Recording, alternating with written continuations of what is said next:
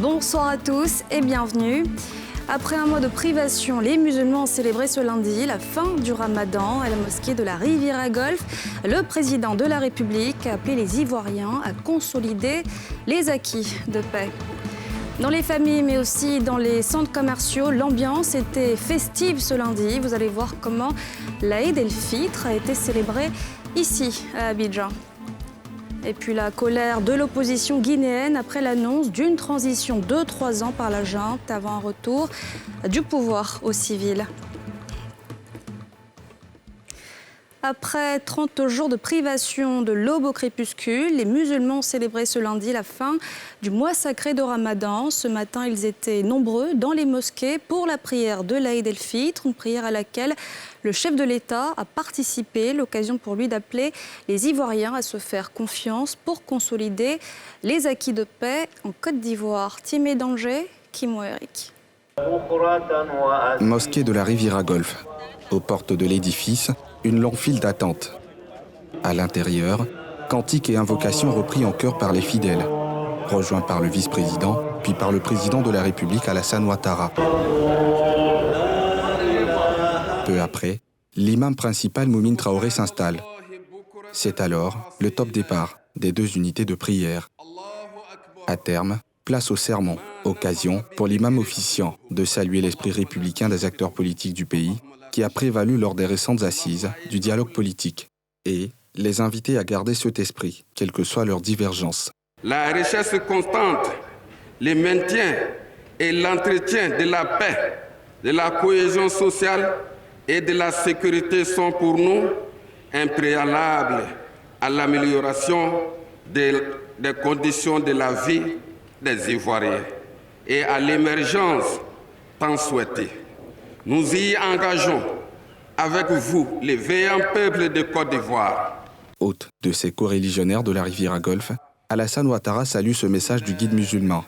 Pour lui, en effet, la paix est essentielle pour poursuivre la marche du pays dans un contexte international difficile. Je voudrais donc encourager nos concitoyens à continuer de se faire confiance et que, par la grâce d'Allah, la paix continuera de régner sur notre beau pays et nous arriverons donc à faire front à toutes les difficultés à venir.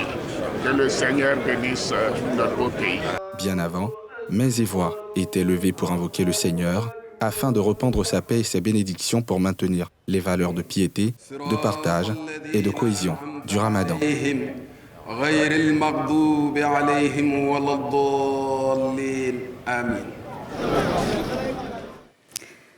La fête de l'Aïd el-Fitr a été également célébrée dans les centres hospitaliers. L'ONG Al-Mousawat a apporté de la joie ce matin aux malades et à leurs familles à travers la 20e édition de son concept Ramadan pour les malades. À cette occasion, des équipements d'une valeur de 28 millions de francs CFA ont été remis à des centres de santé. Le constat de Salifia Lekoué et Tanguy Conan.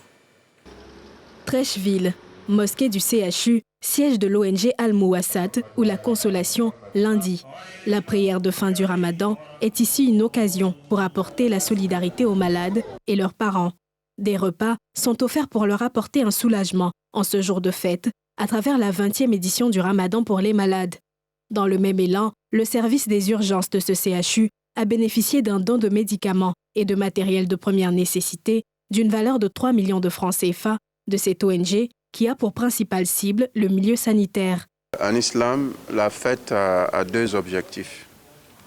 Si vous voulez, la fête a 2 volets.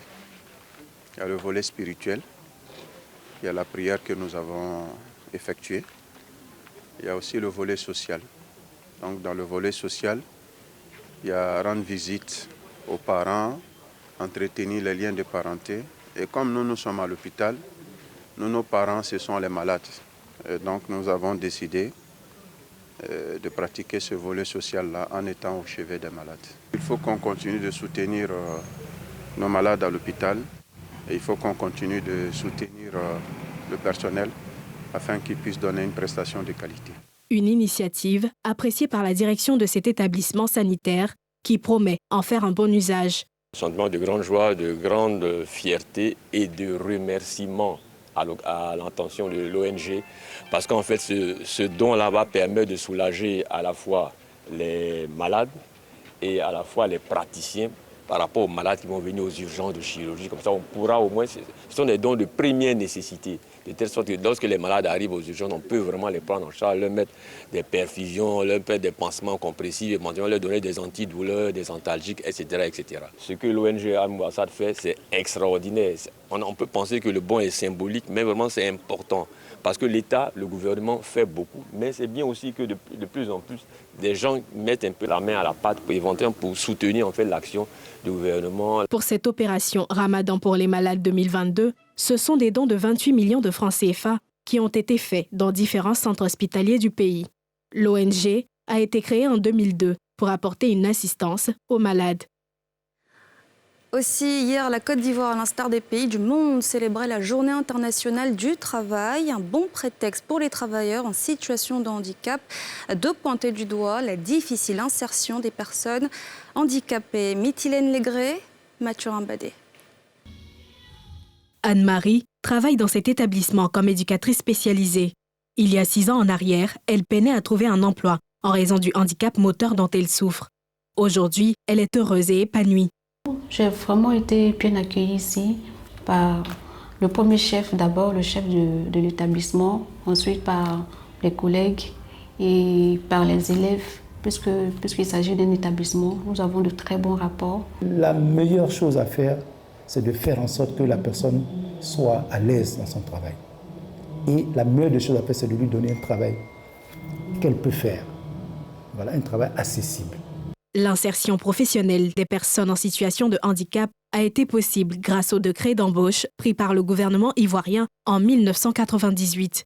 Néanmoins, beaucoup reste à faire, selon le secrétaire général des paralysés de Côte d'Ivoire. Depuis 1998 jusqu'à aujourd'hui, il y a plus de 1000 personnes en situation de handicap qui ont intégré la fonction publique. Mais par contre, il y a des ministères qui refusent d'accepter les personnes en situation de handicap. Quand est-ce qu'elles sont affectées dans ces ministères? Si les gens s'opposent à cette décision, c'est qu'ils s'opposent au président de la République. Puisque ce n'est pas nous qui prenons cette décision de dire « non, moi je m'avais travaillé dans tel ministère ». La question du handicap, elle est transversale. Elle ne concerne pas seulement les affaires sociales ou la protection sociale. La protection sociale fait le social. Mais les autres aspects, l'éducation, la santé, l'accessibilité, c'est des choses qui relèvent également d'autres ministères et partenaires gouvernementaux. Donc, ce que nous souhaitons justement, c'est que ces choses-là soient rapidement mises en œuvre et, bien entendu, que le milieu associatif soit renforcé. Au titre de l'année 2022, le gouvernement a accordé 200 postes budgétaires aux personnes en situation de handicap. Le défi majeur à relever reste la difficulté d'accessibilité aux entreprises pour les personnes atteintes de handicap moteur. Les Ivoiriens utilisent de moins en moins les espèces, plus rapides et plus simples d'utilisation. Les populations apprécient de plus en plus le paiement par carte bancaire ou encore par mobile money, des innovations dans leur quotidien qui ont toutefois quelques limites, comme nous le montrent Brice Niawa et Kimo Eric. Eric, qui se rend ce matin dans cet espace de mobile money, plus besoin d'avoir de l'espèce sur soi pour faire ses achats. J'ai un concept très bientôt, je dois renouveler le code Magita. J'ai commandé ça en ligne et j'ai payé par la monnaie électronique. Ça économise sur le temps. Un article qui coûte 5 000 francs, il va partir à Djamé, le transport, tout ça là, vraiment, c'est un peu cher. Donc, je préfère gérer ça de manière électronique. Comme ce jeune homme, plusieurs autres personnes ont dû changer leurs habitudes de consommation, s'adaptant à ces nouveaux moyens de paiement électronique. Un engouement qui a conduit les espaces de commerce et les pharmacies à intégrer les terminaux à paiement électronique dans leur système. Zinti peut en seulement quelques minutes rentrer chez lui après avoir effectué son achat dans cette pharmacie. On n'a pas besoin d'avoir des pièces de monnaie sur nous, on n'a pas besoin de porter beaucoup d'argent sur nous pour ne pas se faire agresser. Et en même temps aussi, l'avantage, c'est que c'est encore plus sécurisé, c'est encore plus rapide et c'est encore plus sûr. Le rein était vraiment long. Et vu que certains n'avaient pas de monnaie également, moi avec ma carte, ça allait plus rapidement. Certains sont dedans, moi je suis sorti et voilà, je rentre tranquillement rejoindre ma famille. Pour les patients qui font de gros achats, généralement à partir de 40 000, 50 000, c'est plus pratique de payer par carte que de payer par espèce. Nous sommes à l'ère du numérique. Voilà, le digital est quelque chose d'incontournable dans tous les domaines. Donc pour répondre à la demande des clients, nous sommes obligés de nous adapter. Si ces moyens de paiement arrivent à résoudre plusieurs problèmes, qui sont entre autres la perte de temps et l'épineuse question du manque de monnaie, la stabilité de la connexion Internet fait souvent défaut. Les petits problèmes de connexion font que le client attend plus qu'il ne devrait attendre en fait. On a des petits bugs au niveau de la connexion, au niveau aussi du prélèvement, mais bon, on peut dire une fois sur 10 en passant. Quelques problèmes sur lesquels les opérateurs économiques de la télécommunication et les financiers devraient se pencher afin de dynamiser la question des paiements et transactions électroniques en Côte d'Ivoire. Un service qui semble encore moins vulgarisé auprès de toutes les franges de la population, notamment celle du monde rural. Dans l'actualité politique, le FPI célébrait samedi la fête de la liberté, une tradition pour le Front populaire ivoirien qui veut mettre ses militants venus par milliers de toutes les contrées du pays en ordre de bataille. Il s'agit pour le président du parti, Pascal Affi N'Guessan, de sonner la mobilisation pour les consultations locales de 2023 et la présidentielle de 2025. Pierre Dipomela. 2 jours de mobilisation des militants du FPI à Abangourou. C'est la traditionnelle fête de la liberté. Ils sont venus par dizaines de milliers à l'appel du président du parti, Pascal Affi N'Guessan. Une longue procession de plus d'1 kilomètre, rythmée des chants et tambours de la fanfare, progresse vers la place de la Solidarité, lieu du géant meeting.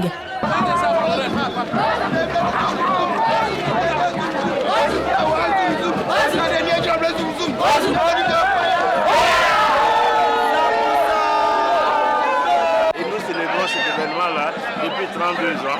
Cette année, nous avons choisi de le célébrer ici à Abangourou, dans la capitale de l'Indénié Gabon. Le président du parti s'est réjoui de la mobilisation, non sans faire des piques à ses camarades d'hier. Merci de cette nouvelle manifestation de votre attachement à votre parti, à notre parti. Merci de votre mobilisation. L'enveloppe manifestement n'est pas vide. N'en déplaise aux oiseaux de mauvaise augure.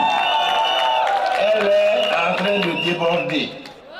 Quel bonheur en effet de vous retrouver, de se retrouver tous ensemble, réunis à Abangourou, afin de célébrer la liberté. Cette édition de la fête de la liberté du Front populaire ivoirien avait en ligne de mire les élections locales dès l'année prochaine. Pascal Affi N'Guessan a mis en mission ses militants. Mobiliser nos concitoyens afin que l'année prochaine, lors des élections municipales et régionales, ils fassent le bon choix. C'est cela l'enjeu des élections locales. Passage obligé pour remporter 2 ans plus tard la présidentielle. Je vous demande d'occuper le terrain. Je vous demande de vous démultiplier. Je vous demande de ne pas ménager vos efforts. Je vous demande de semer et de labourer le terrain. Le président du FPI a par ailleurs salué le discours du président de la République, Alassane Ouattara, en faveur de la paix, notamment la rencontre récente de son chef de cabinet, Claude Sailly, avec Charles Blé Goudé. Une action, selon Pascal Affi N'Guessan, qui augure un lendemain meilleur. Du sport à présent, c'était un match très attendu à Sec contre l'IS Sassandra, ce club qui avait soutenu la candidature de Didier Drogba lors de la précédente élection du président de la FIF. Un match qui a suscité un fort engouement dimanche au stade Robert Champroux, comme le témoigne ce reportage de Salif Yalekwe et Fulgence Kissiedou. Samedi soir, du beau monde au stade Robert Champroux comme on en voit rarement. Pour suivre l'opposition à Sec d'Abidjan, l'IS de Sassandra. Une mobilisation suscitée par la récente élection à la Fédération ivoirienne de football, où l'ex-capitaine des éléphants de Côte d'Ivoire, très populaire, était en course. Après son échec au premier tour de cette élection, l'IS de Sassandra, le seul club de Ligue 1 qui a voté pour Didier Drogba, bénéficie du soutien enthousiaste, quelque peu bruyant, de ses fans, venus par milliers pour pousser les jeunes joueurs de l'IS à la victoire. Ce qui sonnerait comme une belle revanche contre la Sec Mimosa, l'un des clubs ayant soutenu Idriss Diallo, le nouveau président élu de la FIF.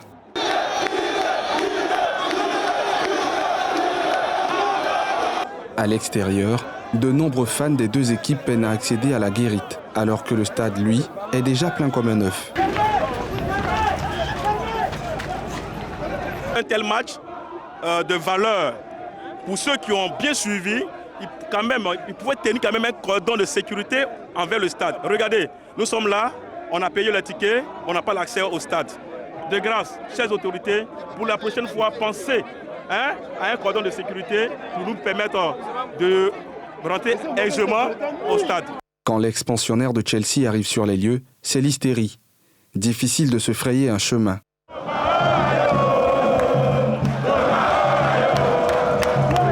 Sur le rectangle vert, Lys, qui a inscrit le premier but du match dès la 9e minute avec Franco Merdou, se fait rattraper par les adversaires à la 53e minute avec Karim Konaté. Claude Senghone inscrit le but de la victoire à la 57e minute. Le mur jaune, on n'abandonne jamais, comme d'habitude. On ne va jamais abandonner, quel que soit le président qui est là.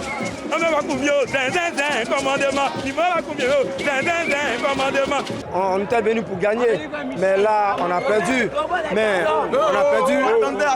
C'est vrai, nous sommes un peu alarmés. Mais quand on regarde le public, tout ça, c'est qu'il manquait au football ivoirien. Donc aujourd'hui, c'est une gaieté aussi. D'une part, c'est une gaieté pour nous. On remercie tout le monde, on remercie le public d'être venu nous supporter. Au terme de ce match, l'ASEC en sort vainqueur avec 2 réalisations contre 1 pour Lys.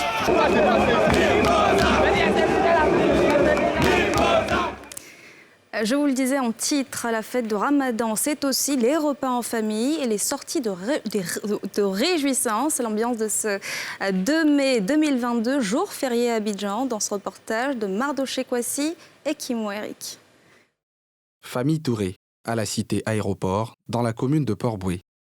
En cette fin de matinée de jour de Ramadan, Dame Touré et ses filles s'affairent dans la cuisine pour confectionner les différents mets au menu pour cette fête de fin du jeûne musulman. J'ai fait un peu de riz, ça c'est le plat de résistance. Un peu de riz avec du poulet. Il y a l'entrée aussi qu'on va apprêter. Ça c'est de la salade de fruits qu'on fait. Il y a un peu d'attiqué avec la sauce claire. On fait du jus. Il y a du namakoudji qu'on fait, il y a du bissap. On sert les voisins, on les sert. Le jour de la fête, on les sert. Il y a d'autres même qui viennent. Donc c'est pourquoi quand on prépare, quand on sert comme ça, on sert une partie pour laisser. Quand ils viennent, on les sert à la maison, ils mangent. Cette célébration est l'occasion pour les chefs de famille de partager des repas en famille, mais aussi avec amis et connaissances, sans distinction de religion. La fête du Ramadan, c'est les retrouvailles dans la famille pour renforcer les liens de fraternité et puis l'amour. Donc le sens profond, c'est l'amour, basé sur l'amour pour toute la famille qui se retrouve. Et puis tout le monde on mange ensemble et puis on échange et puis on est en joie les jours de fête et puis on se fait des bénédictions. On marque aussi les relations parce qu'avant la fête, peut-être il y a certains qui ne se parlaient pas, il y avait des conflits.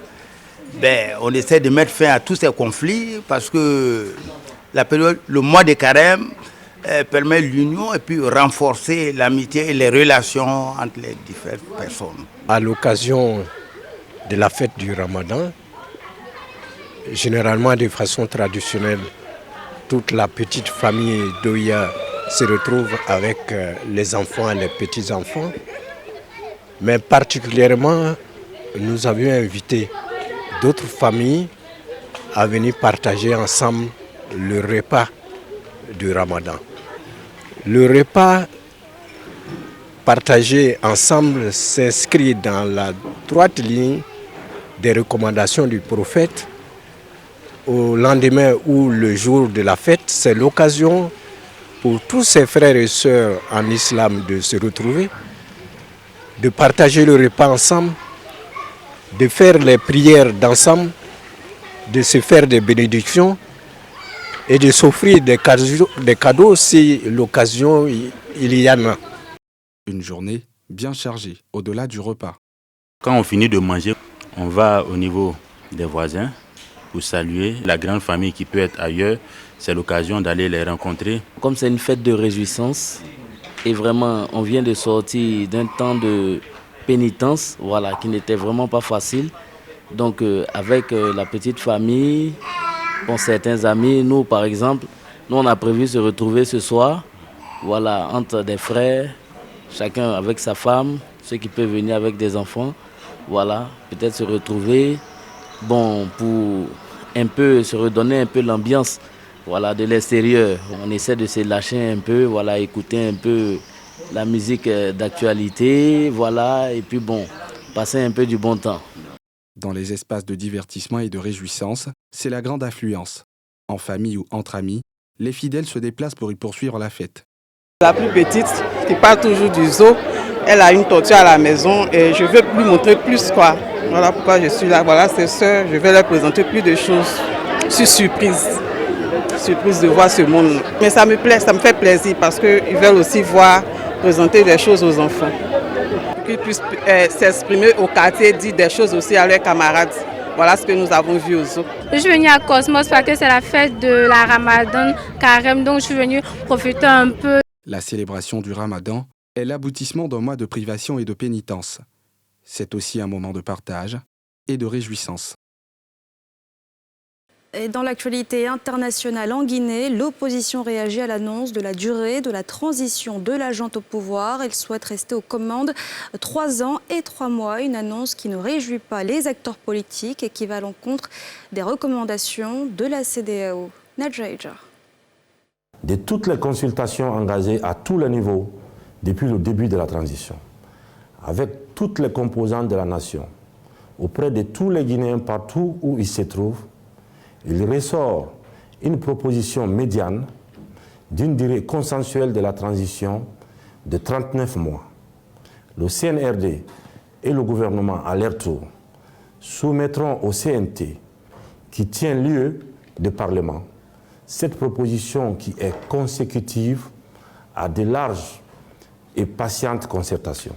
La transition politique en Guinée est loin d'avoir atteint son épilogue. Après plusieurs mois d'attente, c'est dans une adresse diffusée à la télévision nationale et les réseaux sociaux que le colonel Mamadi Doumbouya, chef de la junte militaire au pouvoir en Guinée, annonce avoir opté pour une durée de transition de 39 mois avant de rendre le pouvoir aux civils. Une décision d'extension de la transition que dénoncent les acteurs politiques du pays.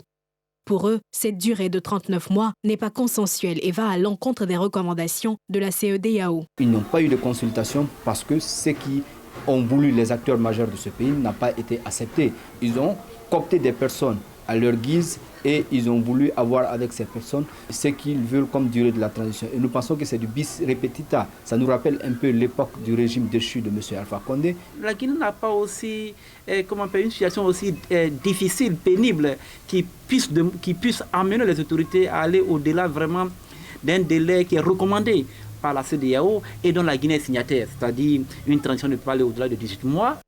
Même son de cloche au sein de la communauté guinéenne en Côte d'Ivoire. On craint de nouveaux soulèvements, mais aussi des conséquences pour le développement du pays. On n'est pas totalement d'accord, puisque 3 ans là, c'est trop long. C'est un mandat présidentiel. Moi, c'est trop pour ces enfants-là. Trop. À la rigueur, au moins, c'est 2 ans. Ils seront aux élections pour qu'il y ait un président pour pouvoir gérer le pays. La Guinée est encore en retard il y a longtemps, c'est pas aujourd'hui. Ça va envoyer autre mouvement dans le pays. Ça seulement, parce qu'il y a beaucoup de gens qui disent que si ils ont fait ça, là, ils vont se manifester. Mamadi Doumbouya, chef de la junte militaire, est arrivé au pouvoir après un coup d'État mené contre l'ex-président Alpha Condé. Si ce putsch avait été salué par une grande partie de la population, les Guinéens espèrent rompre définitivement avec l'alternance des coups d'État. Et voilà, c'est la fin de ce journal. Merci de l'avoir suivi. On se retrouve demain, même heure. Excellente soirée à tous.